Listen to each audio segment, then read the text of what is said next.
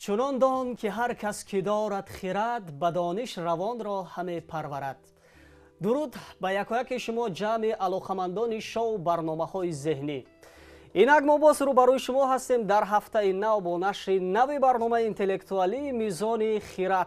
در برنامه‌ای که سوال برای دریافت کلمه پیشنهاد می‌گردد. یادآور می‌شویم دوستان عزیزمند این برنامه با مقصد ارزش‌گذاری به تاریخ و فرهنگ زبان دولتی سینمای ملی دستگیری‌های پیوسته پیشوای ملت پرزیدنت جمهوری تاجیکستان محترم امامعلی رحمان اینچنین جهت بلند برداشتن تحکیم حس خودآگاهی جوانان منظوری شما می‌گردد. دوستان عزیز، یکایک شما چون واقف هستید می‌دانید در این منبر جوانان با خواهش و ذوق می‌آیند و کوشش می‌کنند دانش و مهارت خویش را طول چند فرصت در اسکانورد تلویزیونی بسنجند. امروز در برنامه ما آمدند یک گروه دانشجویان خیلی هم فعال از دانشگاه دولتی آموزگاری تاجیکستان به نام استاد صدرالدین عینی. حضور همه بچه‌ها را به شو برنامه ذهنی میزان خرد خیر مقدم میگوییم. خوش آمدید. بیاید اکنون در آغاز برنامه یک معرفی کوتاه میکنیم و پس آن ما غالبان چند نشر برنامه میزان خرد رو اینجا پیشنهاد میکنیم. سلام به کل مردم شرفمند تاجیکستان که به واسطه دوستدار تماشابین برنامه‌های اینتלקטואلی شبکه‌های ملی مخصوصاً تلویزیونی سینما هستند. ما یک گروه دانشجویان دانشگاه آموزگاری تاجیکستان به نام صدرالدین عینی در بخش‌های تاریخ، فیزیک و متمتیک با هم جمع آمده خواستیم دانش و سطح تفکر خود را در این برنامه اینتלקטואلی سنجیم. البته علم و دانش این خود بحر است. مقصد از اشتراک ما زیاد نمودن دوستی ما و اشتراک در چنین برنامه‌ها و سنجیدن مهارت دانش خود به حساب. بله، مهمتر از همه سایقل اندیشه است. یعنی همه ما همه چیز رو نمیدونیم. مهمتر از همه چند لحظه دوره هم می‌آییم و کوشش میکنیم آن دانش و مهارتی که داریم در اسکانورد تلویزیونی بسنجیم. بار دیگر حضور شما رو به شو برنامه اینتלקטואلی میزان خرد خیر مقدم میگوییم و عموما همه برنامه رو دیدند، همه با شرط‌های برنامه آشنا هستند. از چگونه جریان گرفتن برنامه واقفند؟ البته کل اشتراکچیان به واسطه یکی از مخلصان اشدی چون برنامه اینتלקטואلی به مانند میزان خرد میباشند و از شرط‌های آن پورا واقف هستند و به واسطه ما در هنگام نمایش دادن برنامه‌ها خود بین هم گروه جمع آمده به واسطه خودمون پیش از مهلت حتی جا میدونیم. بله، یعنی که حاجت معرفی کردن بخش‌های برنامه نیست و اکنون می‌سازد ما غالبان چند نشر بازی با تماشابین رو اینجا برای شما اعلام بداریم دوستان عزیزمند. و در یکی از نشرهای برنامه ما 3 سوال برای بیننده‌ها پیشنهاد کرده بودیم. سوال چنین بود. سوال اول انیخترش کاسه زورق شکل از پوست نارجیل کاکوس که در وشان با کتف ویخته یا به دست گرفته میگشتند کلمه از 6 حرف عبارت است. گدا رو هم گفتیم چنین میگویند. 4 رقم آخرشان 0498 جواب درست پیشنهاد کردند و گفتند که این کچکول یا کشکول است. با این نفر رو ما تبریک میکنیم. سوال دیگر این بود که ترس، خوف، بیم کلمه از 3 حرف عبارت است. مفتونه شکر و از ناحیه تیمور ملک حوالی شده جواب درست رو پیشنهاد کردند و گفتند که این باک است. سوال دیگر این بود که هر چیزی که در زیر پا پهن کرده می شود، هر چیزی گستردنی از قبیل گلیم، پلاس، اسباب انجام، چیز و چاره، سامان، دارای بایگری. 4 رقم آخر 5082 آیشه بانو با ما روان کردند و گفتند که این کلمه بیسات است. سوال دیگری ما این بود که سرچشمه سری آب بالا جای دریا منبع جایی که آب از رودخانه به جای می آید زمین شورزوری که در بیابان از دور همچون آب نمایان می شود. مجازاً خیال خام چیزی نبوده که کس بیهوده به آن امید می بندد. خدای نظر تیلاوف هنرپیشه شایسته تاجیکستان اولی شده به این سوال جواب درست پیشنهاد کردند و گفتند که این سراب است. و آخرین سوالی که ما در برنامه قبلی پیشنهاد کرده بودیم معاش، مواجب روزینه روزگذرانی نامه‌ای که شاهان و امیران برای تعیین کردن معاش به کسی میدادند 5468 4 رقم آخرشان گفتند که آن ادرار است. ما تبریک میکنیم انا همین غالبانی رو که به واسطه در بخش بازی با تماشابین خیلی فعال بودند و اولین شده جوابهای درست رو با عنوان شو برنامه اینتלקטואلی میزان خرد ارسال نمودند. اکنون از نزدیکان و یا خودشان به واسطه میتوانند به مؤسسه دولتی تلویزیونی سینما مراجعت نمایند و تحفه هایشان را دسترس کنند. دوستان عزیز، اکنون پیش از آن که ما بازی را با бачаҳо, яъне бо донишҷӯёни донишгоҳи давлатии омӯзгории Тоҷикистон оғоз кунем. Месазад боз як саволи дигар, аниқтараш саволи аввали бозӣ бо бинандаҳоро инҷо пешниҳод кунем. Савол чунин аст: зарфи калони мисин, косаи калон, дашти беобу алаф, биёбон, саҳро калима аст, 5 ҳарф иборат аст. ёдовар мешавем нафароне ки аввалин мешаванд ва ҷавоби дурустро тавассути паёмак ба мо ирсол мекунанд, онҳоро тӯҳфа интизор аст. акнун мо бозиро дар ҳалқаи донишҷӯёни донишгоҳи омӯзгории Тоҷикистон оғоз мекунем.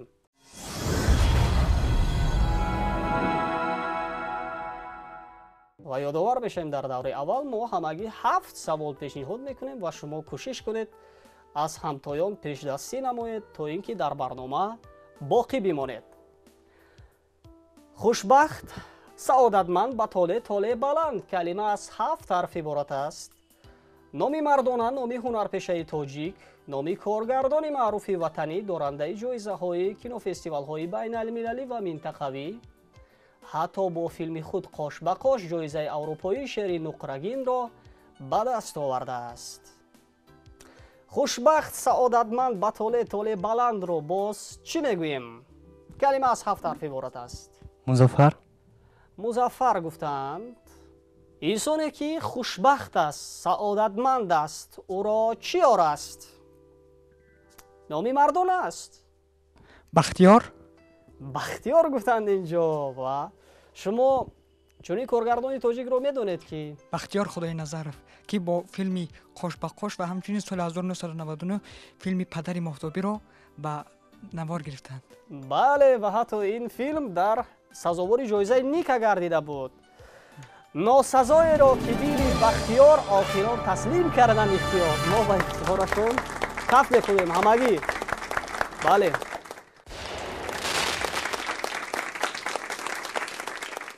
панҷаи даст бо ангуштони хамида, панҷа ва чанголи ҳайвонот ва мурғҳои даранда. чангол калима аз 4 ҳарф иборат аст. ҳар чизи хамида 2 то каҷ ва ё ҳалқа монанд, яке аз созҳои тордори камоншаклу хамида, нӯки найзаро ҳам мегӯянд. пайкони тирминхори паррандагон, нӯли паррандагон, гард, ғубор, хоки ба ҳаво бардошта шуда. ҳатто ин сози мусиқиро малику шуъаро абу абдуллоҳи рӯдакӣ менавохтааст. чанг бошад. чанг гуфтанд инҷо. панҷаи даст бо ангуштони хамидаро чанг мегӯянд, ё чанголе ки паррандагонро боз чанг мегӯянд. яъне ба чанги худ даровард. ҳамин хел сози мусиқӣ яъне дар инҷо омадааст. лали сероби ту бигрифт аз мани гулранг ранг, кай раво бошад агарам мутрид миҳад аз чанг чанг. бале, воқеан ҷавоб дуруст аст. мо саволи дигарро пешниҳод мекунем. боқимондаи осори қадима, осори зисти мардум, харобаи биноҳои қадим. номи шағоли макорест ки қаҳрамони китоби машҳур аст. шағол ё рӯбоҳро ҳам мегӯянд. димна боша. димна гуфтанд. калила ва димна михел. чу калложа ҳама дузданд рабоянда чу хот, шум чунгу бадоғой чу димна ҳама сол. ба ифтихорашон каф мекунем. воқеан ё дуруст аст.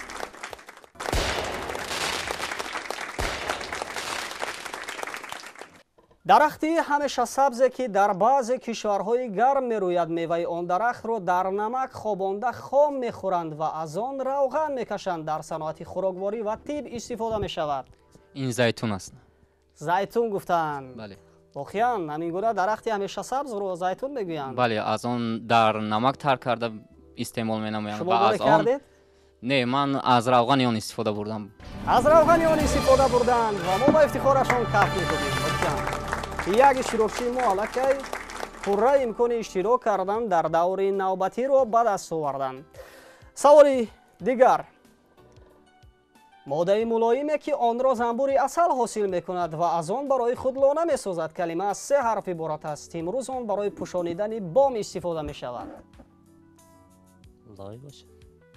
каме наздик омадем. боз чӣ мегӯям? чӯб.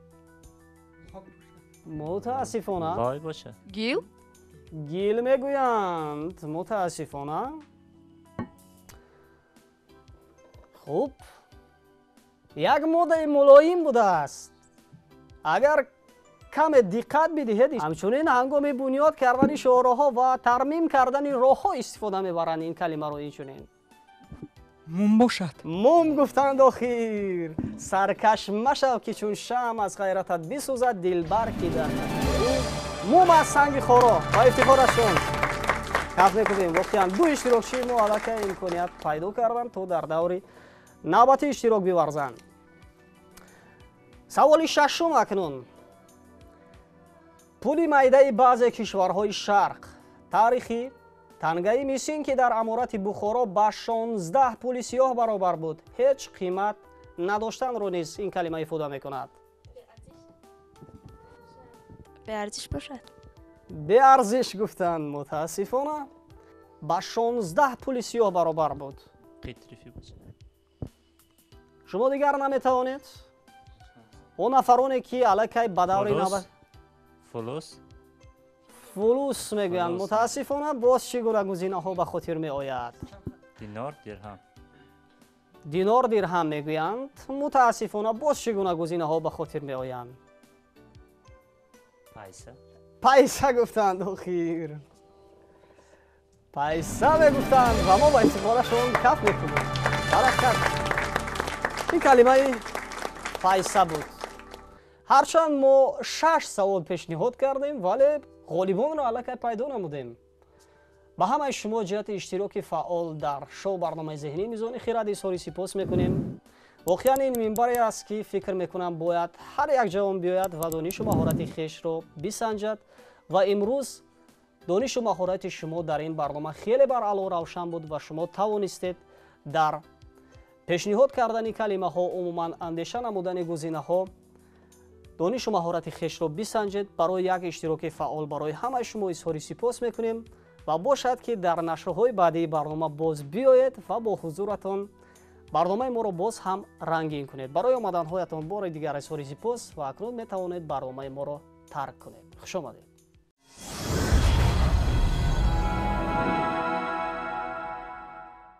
дӯстони азиз, шумо идомаи шоу барномаи интеллектуалии мизони хирадро тамошо доред ва ҳамин тавр мо дар даври дуюм қарор дорем ва акнун фурсате ҳаст то бо се иштирокчие ки дар даври аввали барнома нисбати дигар ҳамтоён бозии хубтар доштанд ва ба ду саволи посухи дуруст пешниҳод карданд, як шиносоии кӯтоҳе дошта бошем. марҳамат, акнун худро шинос мекунем. банда алишер навоӣ, донишҷӯи курси дуи факултети таърихи донишгоҳи давлатии омӯзгории тоҷикистон ба номи устод Садриддин Айнӣ. бисёр хуб алишер, ва воқеан ҳам ифтихор мекунем ки имрӯз номи шумо бисёр ҳамрадифи яке аз поягузорони илм, яке аз донишмандон, яке аз шоирони хеле ҳам маъруф аст, яъне алишери навоӣ. ва чӣ гуна буд ин гуна номгузорӣ? Кӣ ба шумо чунин номро гузошт? воқеан хеле ҷолиб аст. номи падарам навоӣ ҳаст, барои мин номи маро алишер гузоштам. бале, мо фикр мекунем ки шумо дар оянда албатта кӯшиш мекунед, саъю талош меварзед барои касби илм. барои шумо дар даври дуюм муваффақият мехоҳем алишер ва бо иштирокчии дигар шинос мешавем. марҳамат. салому алайкум. мирзоев рустам ҳастам, донишҷӯи курси дуюми донишгоҳи давлатии омӯзгории тоҷикистон ба номи Садриддин Айнӣ, факултети физика. бисёр хуб рустам. эълон гардидани 20 солаи рушди фанҳои табиатшиносӣ дақиқ ва риёзӣ дар соҳаи илму маориф барои шумо ҷавононе ки бевосита фанҳои дақиқро таҳсил мекунед, умуман фани табиатшиносиро, ин 20 сола барои шумо чӣ аҳамият дорад? марҳамат. бениҳоят пешниҳоди хуб аст барои ҷавонон, чунки онҳо бениҳоят ҳавасманд мешаванд ва кӯшиш ба харҷ медиҳанд ки фанҳои дақиқ, яъне аз бояд мутахассисои зиёде мо бояд барои рушди тоҷикистон, рушди давлати худ бояд ин фанҳоро бештар омӯзанд ва дониши худро сайқал диҳанд, чунки аз мо мутахассисои хуб ба оя расад. бале, беҳтарин рустам. ва бо иштирокчии сеюм шинос мешавем. марҳамат. دلشاد نیازов ҳастам, донишҷӯи курси сеюми донишгоҳи давлатии омӯзгории тоҷикистон ба номи Садриддин Айнӣ дар бахши факултети таърих таҳсил мекунам. беҳтарин мешуд. ва чӣ гуна буд ихтиёр кардани факултаи таърих? шумо аз аввал шавқу рағбат доштед нисбати фани таърих? умуман таърихи тоҷикон як миллати асилзодае ки албатта бо таърихи хеш хеле ҳам ифтихор бояд кард, ҳар як ҷавон, ҳар як насли тоҷик. рости ҳангоме ки дар муассисаи миёна таҳсил менамудам, وقتی با کارنامای فرزندان تاجیک شناس میشدم به واسطه در من یک روحیه خودشناسی پیدا میشد و من در همان سالها پیش خود مقصد گذاشتم که آموزش تاریخ وطن خودم را که به واسطه یکی از وظیفه و خرج من به حساب میرود آموزم و البته در این ساحه توانستم که شرفیاب گردم که به فاکولته تاریخ دانشگاه دولتی آموزگار تاجیکستان داخل شدم و امروز در این مخزن بزرگ علم و معرفت به واسطه مخزن رادمردی و شجاعت و زنده نمودن گذشته خویش تحصیل می‌نمایم. بهترین و ما باوری داریم که از 3 جوان پسری که امروز در این برنامه اشتراکی خیلی هم فعال کرده ایستادند در آینده متخصصان خیلی هم ورزیده به کمال میرسند و برای پیشرفت هنر، فرهنگ و عموما علم تاجیک خدمت ارزنده میکنند. برای هر سه شما در دور دوم برنامه موفقیت میخواهیم، هم به دلشاد، هم به رستم و هم به علیشیر. و اکنون بیاید معین کنیم کی میخواهد اشتراکچی اول باشد. مرحمت. شاید علیشیر بگذار میگویند و ما پیش از اون که سوال اول رو با علیشیر پیشنهاد کنیم میسازد سوال دومی بازی با بیننده ها رو اینجا پیشنهاد کنیم. سوال چنین است دوستان عزیز. نام کوه است در نزدیکی کرمانشاه و طبق روایت ها دستورهای دارای یک نقش و نگار و خطهای میخی قدیم در آن حکاکی شده است. نام کوه در داستان خسرو و شیرین کلمه از 7 حرف عبارت است. بار دیگر یادآور میشیم نفرانی که اولین میشوند و جواب درست را توسط پیامک به ما ارسال میکنند آنها را توفه انتظار است. همین طور سوال اول پیشنهاد میشود با علیشیر. چون شما در بخش تاریخ تحصیل میکنید فکر میکنیم که این سوال ما به شما تا جای نزدیکی دارد. شکست مغلوب، شکست دادن مغلوب کردن. تاریخی جای بلند استحکام یافته که از آنجا دشمن را تیرباران یا سنگباران میکردند. کلمه از 6 حرف عبارت است. مجازاً سرزنش، ملامت، طعنه، تیاق مخصوصی که با آن پایه جواری یا شالی را زده دانه هایش را جدا میکنند. آن را چی میگفتند؟ در مفهوم تاریخی گفتیم جای بلند است، استحکام است که از آنجا دشمن را تیرباران یا سنگباران میکردند. عموما سوال فهم است؟ برای شما علیشیر 10 ثانیه وقت میدهیم جهت فکر کردن.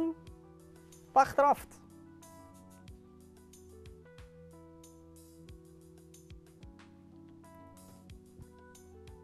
دیژم باشد. دیژم میگویند. این جواب یگانه است، تغییر دیگر نمیدهیم. نمیگویند. مردمان گویند چونی خسرو از سرکوب خلق چون بود گویا که زل تنی چوگان خو گرفت. این کلمه سرکوب بوده است. وقتی شما شکست میدهید، مغلوب میکنید، سرکوب میکردید و نمون جای استحکام میفته که دشمن رو از اونجا تیرباران میکردن، اونجا رو سرکوبگاه میگفتن، یعنی سرکوب میکردند و مجازاً ملامت طعنه رو نیز سرکوب میگفتند. هیچ گپ نه. حالا 2 سوال دیگر در پیش است. سوال نوبتی پیشنهاد میشود با رستم. شکل کوتاه شده نام حاکم روم دیوکلتیان که به قتل و آزار مسیحیان شهرت یافته بود کلمه از 7 حرف عبارت است. مجازاً ظالم، ستمکار، مجازاً کهنه کالا از دوره های پیشین مانده را میگویند. رستم. نام حاکم روم دیوکلتیان بوده است و در اصطلاح مجازی این کلمه به معنی ستمکار می آید، ظالم می آید، همچنین چیزی قدیمه، چیزی کهنه را میگویند. انا میگونه معنی ها رو در خود دارد این کلمه. یگان گزینه به فکر آمد یا از وقت کار میگیریم؟ عموما سوال فهم است؟ شاید فرسوده باشد. فرسوده میگویند. قبول کنیم. بله این جواب دیگر فکرها نه. اون چیزی که با کهنه شده یا اینی که بیاد تاریخ 7 حرف. یعنی دیوکلتیان نیز فرسوده بود، شکل کوتاه شده ای نامش. جواب یگانه همین است. متاسفانه این کلمه دقیانوس بود. میگونم شما باره فهمیدید اگر یگان چیزی کهنه رو بگیرن یا به شما بدهند میگویند که این از دوره دقیانوس مانده است. همین خیلی فهمیده بودید؟ نفهمیده بودید؟ هیچ گپ نه. هیچ گپ نه. سوال دیگر اکنون پیشنهاد می شود با دلشاد. چرخ یا غرغره آبکشی از چاه و جوی چیغیر کلمه از 5 حرف عبارت است. مجازاً سرغای و پرمغل، پرغلاغوله، سرحرکت و سردبدبه را به ترتیب به سر و سامان چیگیل، مجازاً سوداگری با پول قرض، داد و گرفتی با افراد را می گفتند. چرخ یا غرغره آبکشی را چی می گویند؟ شما باره با آسیاب وارد شدید؟ دیدید که چگونه آرد می شود؟ آسیابی آبی بود چگونه بود؟ آسیابی شاید شما مشاهده کرده بودش باشدن همین چیز رو. 10 ثانیه وقت در اختیار دارید. وقت رفت.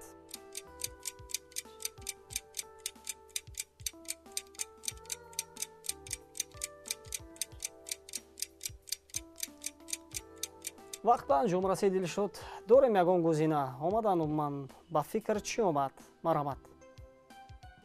شاید کلمه غوغا باشه. غوغا. غوغا رو قبول کنیم. شاید کلمه آسیاب باشه. آسیاب میگویند. آسیاب قبول کنیم. بیزار دیگر وریانت ها نداره. متاسفانه این کلمه دولاب بود. شما باره همین کلمه رو فهمیده بودید؟ البته فهمیده بودم. فهمیده بودیم لیکن چگونه ای که باز با فکر نآمد. هیچ گپ نه. هیچ گپ نه. این بازی است. علیشر عموما شما با سمت استرونومیا توجه دارید؟ عموما گردش ماه، ستاره ها و عموما چگونه از ذوق شما با علم نجوم؟ مرحمت با. بیشتر به علم های گومانیتری و جامعه شناسی و شوق دارم. یک سوال ما وابستگی میگیرد با سمت علم نجوم. ولی فکر میکنیم که شما شاید در خواندن این یا اشعار ادیبانمون با این کلمه روبرو شده باشید. نزدیک شدن پیوستن چیزی به چیزی در علم نجوم به هم نزدیک آمدن 2 ستاره سیاره در یک برج. کلمه از 5 حرف عبارت است. دور، عصر، گردش ایام، پول نقره ایران رو نیز با همین کلمه افاده میکردند.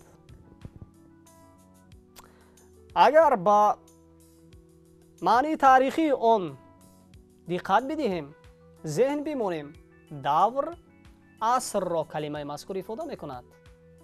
یعنی 2 ستاره در یک برج به میان می آیند و این حالت استرونومی یا این حادثه طبیعی در تصویر در اندیشه زیادی از ادیبان ما می آید. از وقت کار میگیریم یا جواب هست؟ زمان باشد. زمان. شما کمی نزدیک آمدید. یا دمان باشد. دمان. خلاصه باز چی رو؟ جواب یگانه چی است علیشیر؟ اگر به معنی عصر و سال گوییم زمان می شود. زمان. زمان. اگر از اینجا اگر در وی بگوییم اگر بگوییم کمان می شود از نگاه استرونومی. خوب. کمان. تیر و کمان؟ نه تیر و کمان نیست. خوب. نزدیک شدن رو افاده میکند. پیوستن چیزی به چیزی. رسان باشد یا رسیدن به معنی رسان. رسان. رسان. زمان، رسان، دمان گفتید. همین خیل؟ از این 3 گزینه کدام رو یگانه اختیار میکنیم؟ اگر رسان، دمان یا زمان؟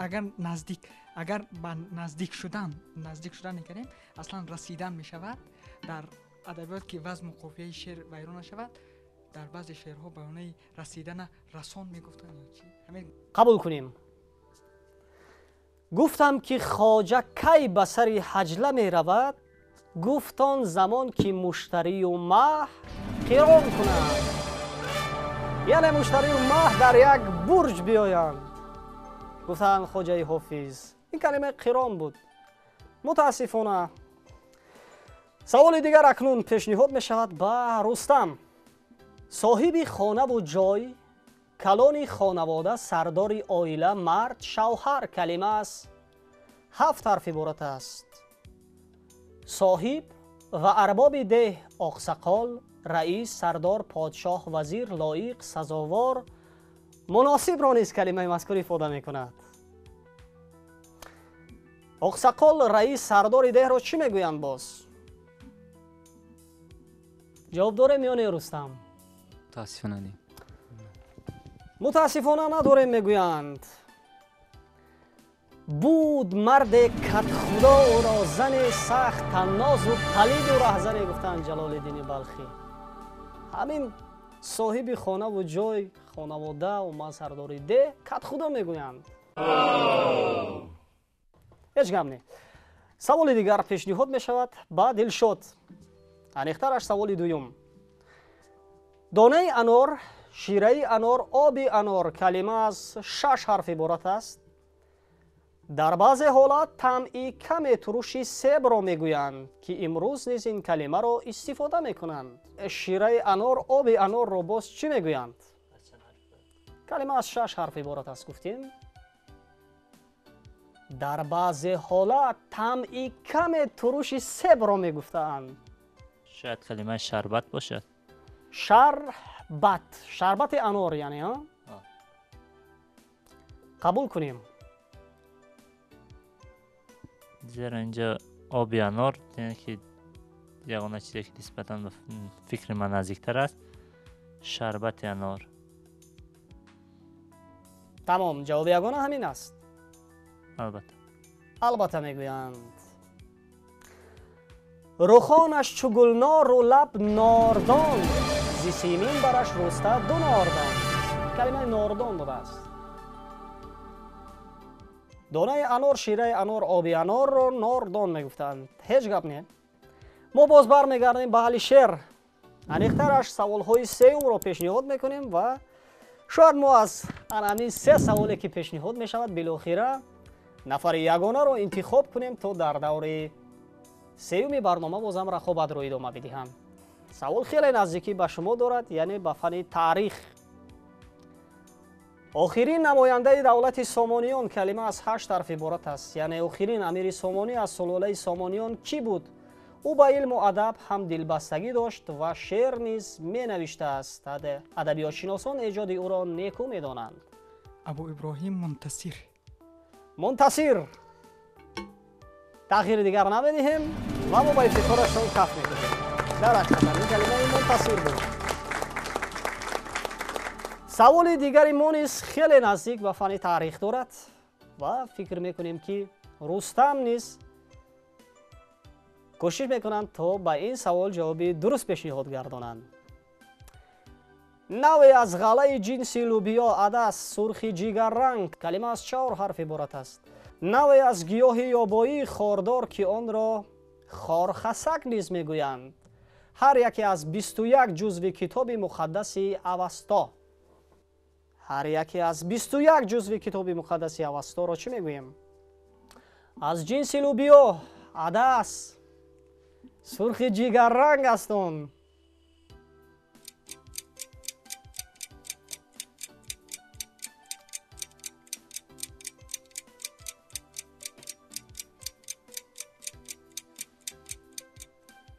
چی میگویند آن را؟ نیست جواب. متاسفانه جواب نیست میگویند. متاسفانه این کلمه نسک بود. بله.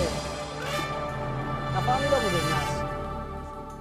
اوستا از چند نسک عبارت است میگفتند. شما این رو در خاطر نگرفتید که یعنی هم غله جنس لوبیا رو نسک میگویند. بله اخیر. سوال آخرین اکنون پیشنهاد می شود با دلشاد. بازم از فن تاریخ است سوال. یکی از پادشاهان سلاله منقیتیه در بین خلق با نام امیر قصاب مشهور است. در 7-8 سال اول حکمرانیش هر روز از 50 تا 100 نفر را ба қатл мерасонед, яъне ҳамин хел?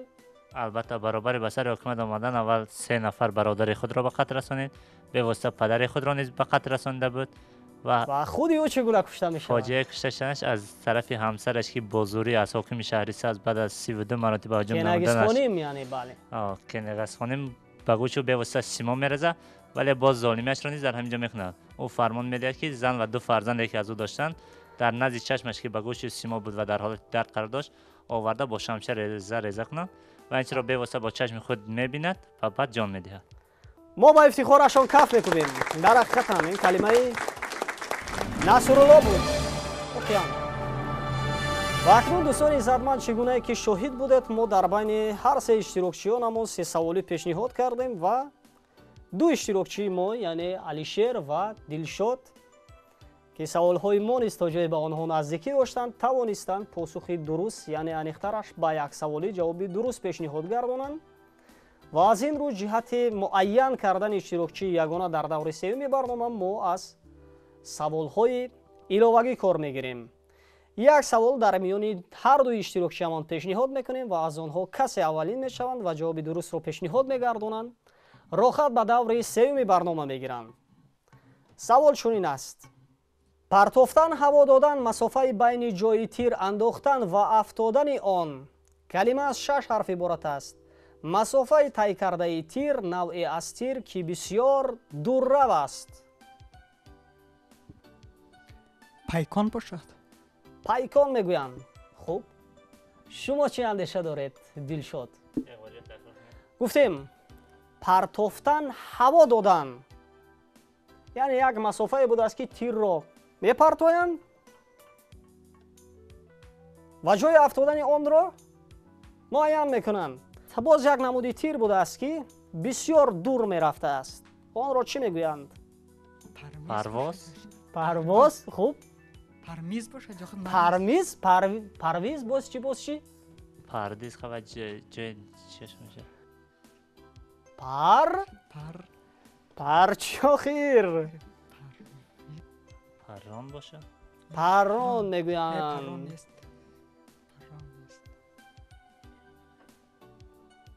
پروان باشد. حتی همین کلمه معنی پیچانده را نیز ifade میکند. همین 3 حرف اخیر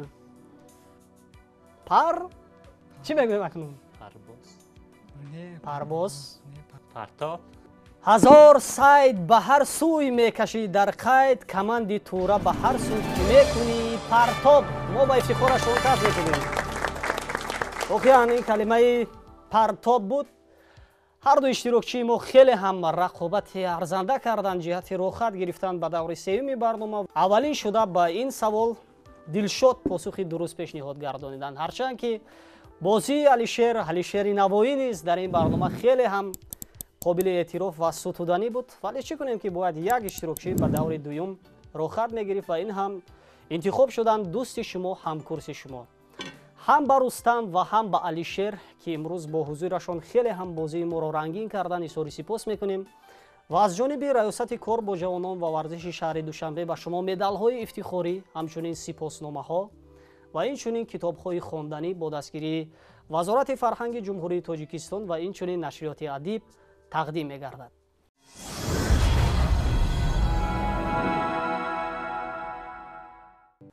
واقعا خیلی یک اشتراک خوب و جالب همه اشتراکچیان ما در این برنامه داشتند و اکنون اشتراکچی که به دور سوم رو خط گرفت دلشادند و اکنون من می‌خواستم اندیشه و عموما تأثیرات 2 اشتراکچی دوم برنامه رو هم از علیشیر و هم رستم رو راجع به جریان امروزه برنامه بفهمیم. از نگاه شما برنامه امروزه ما چگونه بود علیشیر؟ مرحمت. برنامه از نگاه من بسیار برنامه خوب، جالب، یعنی جالب می باشد و امروز یعنی به طور شفاف گذشت. خیلی که یعنی که ما از دور یکم تا دور دوم یعنی به مشاهده رسید، همش به طور شفاف گذشت. یعنی من خواهان آن هستم که یعنی همین اونا برنامه‌ها یعنی زیاد شود و جوانان در اینجا یعنی دانش و اشتراک نموده دانش و ملکه خود را سنجند. یعنی مقصد از این برنامه یا خود اشتراک در این برنامه این برد و باخت نیست، تنها برد و باخت نیست، بلکه یک زمینه می شود برای یعنی روح آینده ما، برای آموزش علم بله. و یعنی که این سوال ها یعنی که سوال های منطقی بودن و یعنی تفکری ما رو یعنی تفکر و جهان بینی ما رو یعنی بیدار کردن و من از همه دستاندرکاران این برنامه یعنی راضی هستم و منتداری خودم رو به تلویزیون سینما و همچنین به کمیته کار با جوانان و ورزش شهر دوشنبه میرسونم. برای شما نیز ما اظهار سپاس میکنیم چون که امروز آمدید، احترام کردید و امروز با حضورتان در این برنامه یک رقابت خیلی جالب رو پیشنهاد کردید و ما فکر میکنیم چون امروز شما با شوق و ذوق تمام پای کسب علم هستید، در آینده همچون متخصصی ورزیده به کمال میرسید و برای پیشرفت علم تاجیک عموما فنهای گومانیتری خدمت ارزنده میکنید. بار دیگر خوش آمدید. و رستم شما چی میگوید؟ چگونه بوده این برنامه؟ بله، برنامه بینهایت برنامه خوب می باشد و ما جوانان خواهشمندیم که این گونه برنامه ها زیاد شود و چطوره که من طریق تلویزیون تماشا میکردم و هر سوالی میدادم من زود جواب میدادم، اما گمان میکردم که در وقتی که در آنجا خود اشتراک کنم چون این جواب ها رو میتونم، اما در اینجا یعنی پشت آینه نیلگون دیگر است و اشتراک دیگر است. بله اینجا خیلی تفاوت زیاد بوده است و من کوشش میکنم که باز اومده اشتراک کنم و خطاگی خود را اصلاح نمایم. البته ما به نتیجه های همکاری های منبعد اطمینان هستیم و باوری داریم که چنین جوانان فعال، چنین جوانان پیشاهنگ بیش از پیش با میل و خواهش به اندازه می آیند در چنین برنامه ها اشتراک می‌ورزند تا بازم سویه دانش خویش را رونق بخشند و زمینه خویش را برای کسب علم بیشتر کرده باشند. بار دیگر برای آمدن هایتان اظهار سپاس. اکنون می توانید با سربلندی برنامه ما را ترک کنید. خوش آمدید.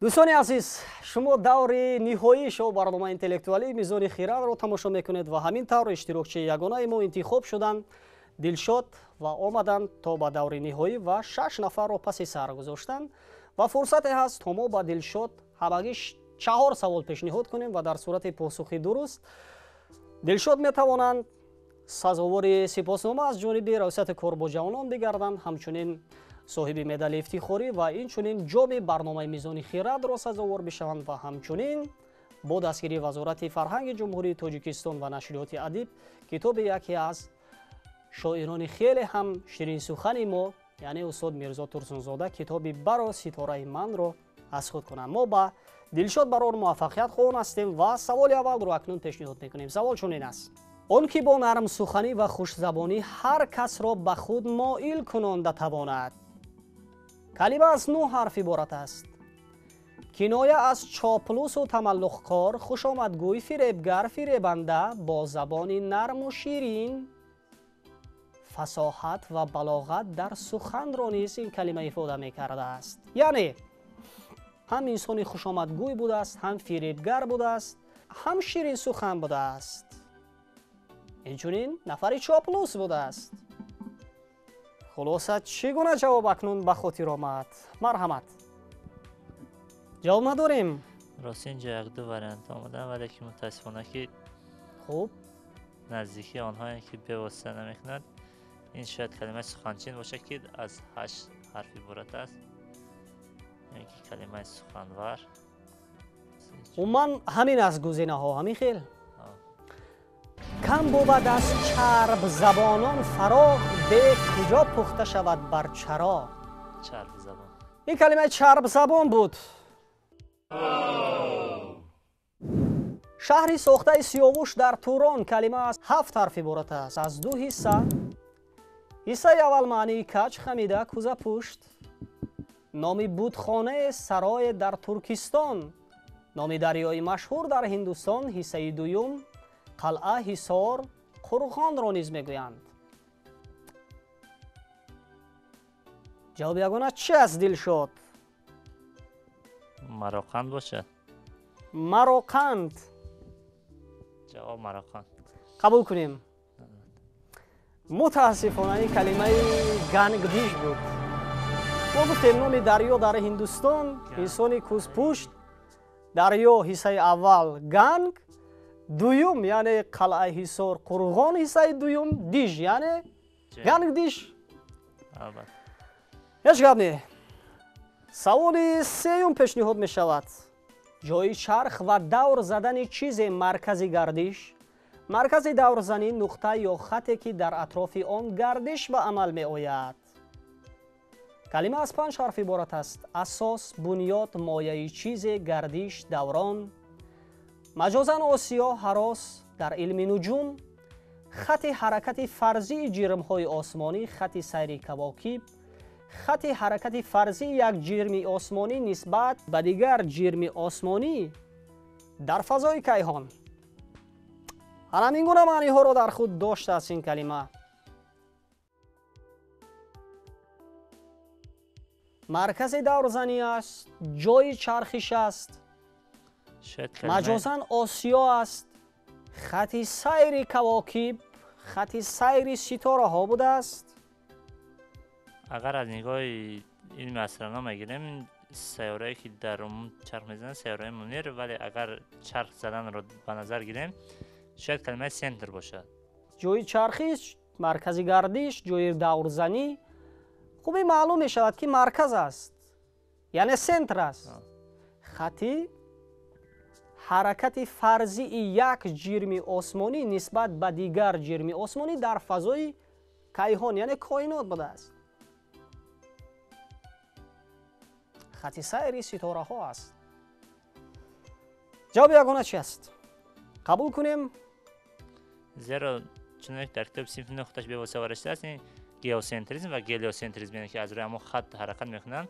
рости дар историёи тоҷикӣ намедонам чи, зеро ду нуқтаи назар вуҷуд дошт ва дар ҳамон ҷо, яъне ки аз геосентризм, гелиосентризм мақсад калимаи марказро медонам. марказ, бевосита калимаи марказ. марказ. калима аз 6 ҳарф иборат шуд. ҷавоби ягона ҳаст. марказро мегӯянд. андеша аз муҳити фано нест ҳар киро, бар нуқтаи даҳони ту бошад мадори умр. яъне мадор ҳаракат. ҳеҷ гап не. саволи охирин. асари машҳури Носири Хусрави Қободиёнӣ кадом аст? дар он як давраи ҳаёти шоир таҷассум ёфтааст. калима аз 9 ҳарф иборат аст. калима аз 9 ҳарф иборат аст. сафарнома. ин асар асари тарҷумаҳолии Носири Хусрав ба ҳисоб меравад ки бевосита баъд аз сайри зиёде ки ӯ аз ҳудуди миср, ҳудуди осиё, африкоро пурра гашт, омада баъдтар дар Бадахшон нависааст ки бо номи асари сафарнома. бевосита дар деҳаи юғмони худи Бадахшон нависааст. баъдтар инчунин дар баробари асарҳои рӯшноинома, кимиёи саодат ва дигар асарест ки бевосита агар асар тарҷумаҳолӣ гӯем, ин яъне ки натиҷаи сафарҳояшро бевосита дар сафарномааш нависааст. ба ифтихорашон каф мекунем. дар ҳақиқат ҳамин калимаи сафарнома.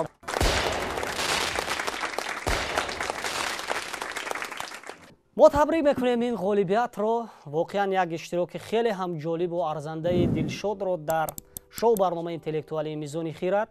воқеан имрӯз гурӯҳи иштирокчиёне ки омаданд бо ҳузурашон барномаи моро хеле ҳам ҷолибу диданӣ карданд ва барои иштироки фаъолона ба дилшод аз ҷониби раёсати кор бо ҷавонон ва варзиши шаҳри Душанбе сипоснома, ҳамчунин бо дастгирии Вазорати фарҳанги Ҷумҳурии Тоҷикистон нашриёти адиб ба шумо китоби хонданӣ, китоби устоди Ширинсухан Мирзо Турсунзода баро ситораи ман тақдим мегардад ва ҳамчунин соҳиби медали ифтихорӣ мегарданд Дилшод.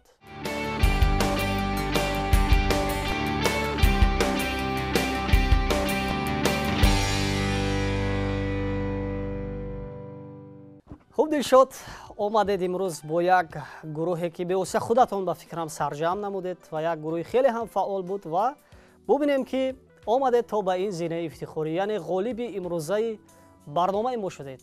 чӣ гуна таассурот аст, чӣ гуна андеша аст роҷеъ ба бозии имрӯза ва умуман иштироки ҳайати нафароне ки имрӯз дар ин барнома иштирок карданд? марҳамат. рости бозӣ ба дараҷаи хеле аъло гузашт ва мо хеле шодем ва ҳамчунин миннатдории худро ба кормандони телевизиони синамо, хусусан ташкилкунандагон, роҳбария бахши кор бо ҷавонон ва бевосита ба ҳукумати ҷумҳурии Тоҷикистон ки дастгири мо ҷавонон ба ҳисоб мераванд ва дар сиёсати пешгирифтаи давлати ҳукумати ҷумҳурии Тоҷикистон ҷавонон дар мавқеи бевосита махсуси худро дора ҳастанд. албатта мақсад аз иштироки мо ин сайқал додани дониши худ мо ба ҳисоб мерафт که ما به واسطه با همراهی دوستان خود در برنامه اشتراک نمودیم و خیلی شدم پیگیری همین گونه برنامه هستیم. خوش میکنیم در این برنامه ها باز هم زیادتر اشتراک نموده، دانش و مهارت خود را سعی داده برای آبادی تاجیکستان عزیز و هرچی بیش از پیش آباد نمودن آن سعی تلاش نماییم. البته ما با شما اظهار سپاس میکنیم بار دیگر دلشد که امروز یک گروه خیلی هم فعال رو سرجم نمودید و آمدید در این برنامه یک حضوری جالب نمودید، بازی ارزنده کردید و باوری داریم که باز هم در نشرهای بعدی برنامه چنین گروهی جوانان، چنین جوانان فعال می آیند در دل خواهش و ذوق به اندازه پیدا میکنند تا بیایند در برنامه‌های ذهنی و دانش و مهارت خویش را بسنجند.